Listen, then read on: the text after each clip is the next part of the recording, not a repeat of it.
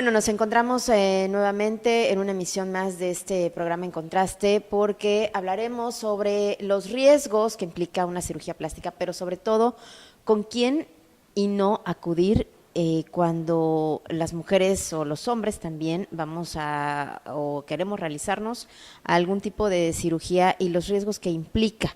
Hay que saber con qué médicos porque hay mucho charlatán. ¿No es así, doctor? Muy buenos días. Así es. Muy buenos días, Zuleika, muy buenos días, amable auditorio. Efectivamente, gracias por ocuparte de ese tema, es muy importante comunicar que existen en la actualidad, ya llegaron a Cancún desafortunadamente muchos charlatanes de la salud que se dicen ser cirujanos plásticos y no lo son.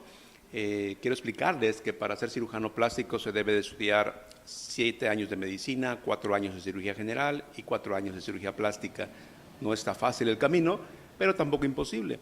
Desafortunadamente hay quienes no logran entrar a la especialidad y hacen cursos por internet, hacen diplomados, hacen pues digamos cursos que ellos creen que les avala, pero no es así. La Secretaría de Salud, a través de la Ley General de Salud en México, establece claramente que los únicos especialistas que tienen la autorización legal en México para operar cara y cuerpo es el cirujano plástico reconstructivo. De ahí para allá, cualquier otra especialidad estaría acometiendo una intrusión en la especialidad.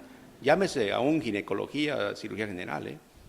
Aquí en Quintana Roo, ¿de cuántos casos, doctor, usted que está en este sector, tienen conocimiento de médicos que no son cirujanos plásticos? Mira, el Colegio Quintanarroense de Cirugía Plástica ha detectado alrededor de 10 pseudocirujanos, entre cirujanos y cirujanas. Hay una que es cubana, por cierto, que no es médico, sus títulos son apócrifos, pero como los trae de Cuba, pues no son reconocidos en México. Entonces, hay varios. Algunos ya les han cerrado sus consultorios, sus clínicas, porque no estaban al margen de la ley, pero hay otros que siguen operando, pues de alguna manera, ya saben. Igual al margen de la ley, ¿no? ¿Qué pasa en estos casos? ¿No basta con una denuncia de un familiar, a lo mejor de una persona que falleció durante la cirugía? No lo sé. ¿Por qué siguen operando estos médicos? Sí, ellos, conozco el caso de cerca de un paciente que falleció, que operó un médico esteticista aquí en Cancún, y el argumento de la autoridad es que al paciente no se le engañó, que el paciente sabía quién era el doctor, que sabía que no era cirujano plástico, sabía que los riesgos que implicaba y aún así aceptó operarse. Entonces, pues yo no sé si puede haber corrupción o no, pero siguen operando. Doctor, usted cuando alguna persona va a preguntar sobre una cirugía plástica, ¿se les lee una serie de riesgos que implica? Porque muchos doctores no lo hacen, ¿no? Con tal de pues, ganar un recurso. ¿Qué es lo que tiene que saber un paciente que va a querer hacerse una cirugía? Mira, Zuleika, es importante la pregunta que me acabas de hacer porque no solamente se les explica los riesgos, sino que firman los riesgos. Hay un consentimiento bajo información, se llama el documento, en donde se dice explícitamente: yo, Zuleika Cáceres, deseo someterme a una rinoplastía en la cual estoy consciente que existen los siguientes riesgos. Y se enumeran el riesgo de sangrado, el riesgo de transfusión, el riesgo de un paro respiratorio, el riesgo de un paro cardíaco, dependiendo de las condiciones físicas obvias de cada paciente. Ahora, el cirujano plástico certificado, lo que hacemos es una preparación antes de una cirugía. Tampoco vamos a someter a algún paciente a un riesgo innecesario. Si la cirugía que necesita el paciente es necesaria y aparte su estado de salud es óptimo, pues obvio que procedemos a la realización de la cirugía, aún con los riesgos que puede conllevar. Pero si el estado de salud del paciente no es óptimo, nos lo está demostrando los estudios de sangre, los estudios de rayos X, la evaluación preoperatoria, aunque el paciente desee, pues simplemente no damos paso adelante, ¿verdad? Pero lamentablemente hay quienes sí lo hacen. Con todo y eso, yo, bueno, he sabido de casos que, hay gente que recurre no una vez, ni 2 veces, ni 3 veces a una cirugía, pero hay médicos que no son capaces de decir, ¿sabes qué? Si te haces otra, te vas a quedar, pues, mal, ¿no? Y ¿hasta dónde es la ética de un médico cuando un paciente es tan recurrente a una cirugía? Mira, aquí ya tú debes de considerar que va implícito otra área muy importante que es la psicológica. Nosotros, como cirujanos plásticos, sabemos que si una persona recurre a un cirujano plástico, sabemos de antemano que es muy probable que esté pasando por alguna situación personal de la paciente, por ejemplo, llámese separación, divorcio, pérdida de algún familiar. Sabemos que hay implícito un problema psicológico de fondo y, por qué no decirlo, de autoestima. Pero cuando detectamos, como tú dices, una persona que es recurrente, me ha tocado varios casos de que desean más y más y más cirugías, lo correcto es canalizarla al área psicológica para que, pues, de alguna manera en conjunto podamos ubicar al paciente a una realidad. Ahora, déjame decirte que también los psicólogos me mandan pacientes. Claro, porque a veces, en ocasiones, un problema de autoestima, un problema físico se puede convertir en un problema de autoestima tan fuerte que ni aún los psicólogos lo pueden reparar o remediar. Entonces dicen, bueno, si tu problema no implica poner en riesgo tu vida, ve con un cirujano plástico y opérate. Y se acabó el problema. Y dejas de sentirte mal, ¿no? Bueno, pues fíjese, eso no sabía, que también los psicólogos mandan a sus pacientes con el cirujano plástico para hacerlo sentir un poco mejor. Ahora, doctor, yo quisiera que nos platicara, pues, ¿cuánto cuesta una cirugía plástica? ¿Cuál es la de menor a mayor? No sé, el nariz, cara, senos. ¿Qué tan costoso resulta hacer este tipo de operaciones? Bien, debes de considerar 3 variables. La primera variable es que el cirujano plástico, digamos, cada quien tenemos una media. Ahorita te doy precios. El otro parámetro que hay que considerar es si se utilizan o no prótesis externas, como por ejemplo las prótesis mamarias, las prótesis de glúteo, que tienen un costo en dólares. Y la tercera variable que hay que considerar es el lugar donde se opere cada paciente. Puede ser clínica, puede ser hospital. Y dependiendo del área o del hospital que vayas a elegir, también tiene sus variables de costo. Hoy por hoy puedo decirte que un promedio de una cirugía plástica de nariz debería de estar oscilando entre los 30 a 45 mil pesos. Una cirugía de cara, por ejemplo, debería estar oscilando entre los 45 y 65 mil pesos, considerando las variables de cirujano y hospital. La cirugía de implantes mamarios debería estar oscilando entre los 45 y los 65 mil pesos. Y así sucesivamente. ¿Y cuál es la más demandante? ¿Cuál es la que más? Yo creo que eso no se puede negar. Cancún hoy por hoy se caracteriza por bikinis, se caracteriza por ropa expuesta, que expone las partes más visibles del ser humano. Entonces, hoy por hoy la cirugía plástica que tiene mayor demanda es los implantes o los senos. Los senos. Y de estas cirugías plásticas que se realizan o que usted sabe, ¿cuántas personas han fallecido, no con usted, sino en general? ¿De cuánto es el riesgo? ¿Cuántas han perdido la vida cuando se someten a una cirugía? Bueno, déjame aclararte este punto. La cirugía, digamos que consideramos con mayor riesgo, estadísticamente hablando a nivel mundial, a nivel nacional, es la lipoescultura o la liposucción. ¿Por qué? Porque efectivamente al remover grasa del cuerpo humano, lo habitual es que se lastimen venas y arterias pequeñas que están abajo de la piel.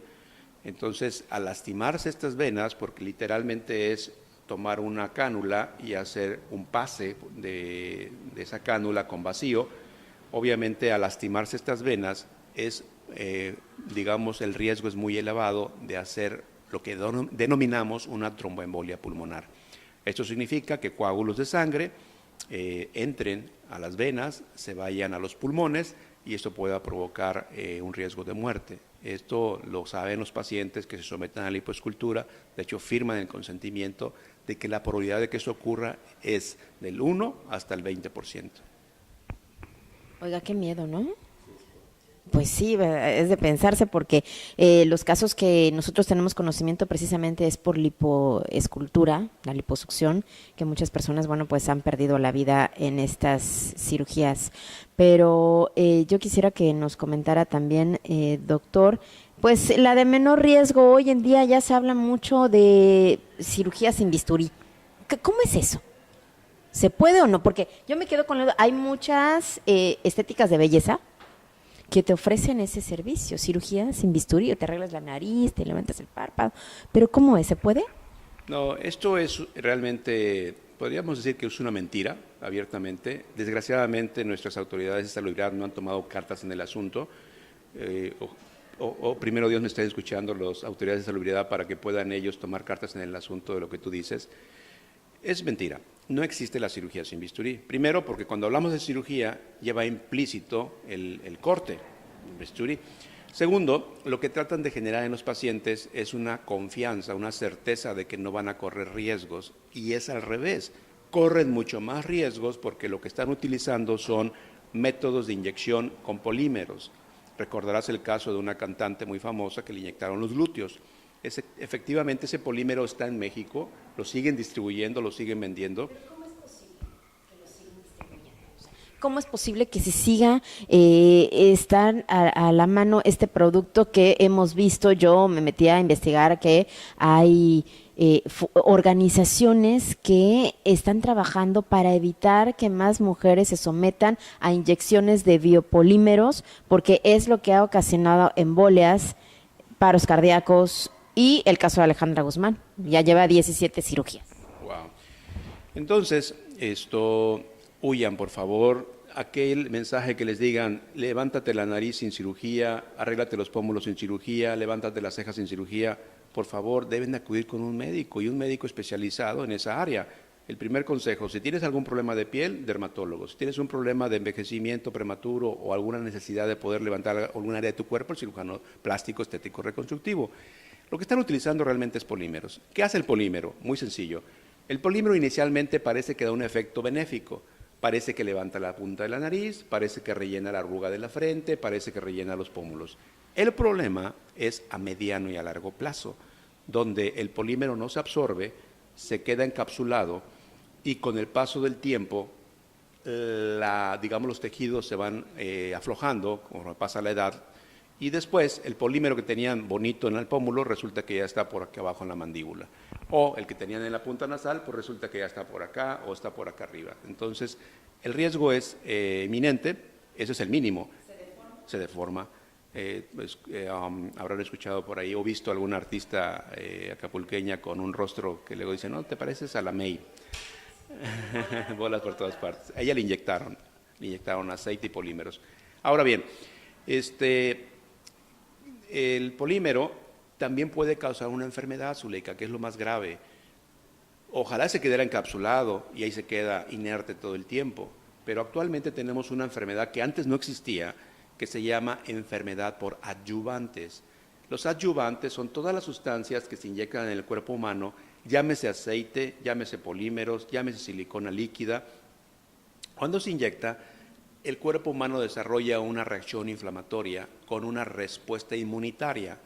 Por lo tanto, puede desarrollarse enfermedades que el paciente no esperaba, como son esclerodermia, lupus eritematoso sistémico, morfea, problemas de artritis. Entonces se viene desencadenando un problema de salud serio.